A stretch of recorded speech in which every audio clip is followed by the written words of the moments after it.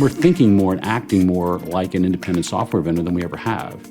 And Microsoft is intentionally doing that. Make no mistake that they're trying to provide as much enablement to their partners as possible. We build an awful lot of mobile applications and browser-based applications.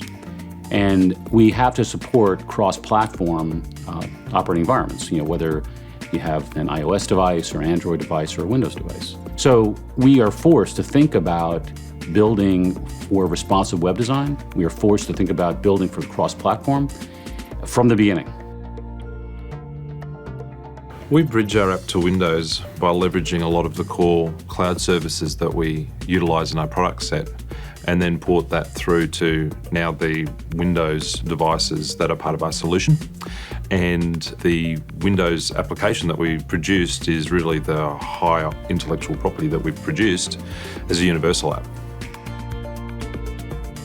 Our challenge is less about Windows, it's about what's our Android story, what's our iOS story, what's our form factor where we've got somebody wants to take our application in the field, one person wants to run it on a 7-inch tablet, we've got other people who want to stick it in a central HQ and they want it on a big screen. We've got to manage those transitions. So as a software provider, we've gone from a sort of simplistic, everybody was sitting behind a PC, they were running Windows, which operating system are they on is as complex as it got.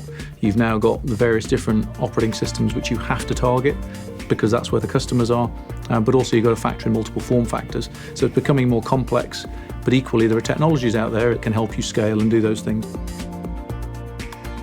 Wortel has been a system integrator and we are starting to become an ISV. We are starting to build our own IP and basically are, getting this IP into the marketplace.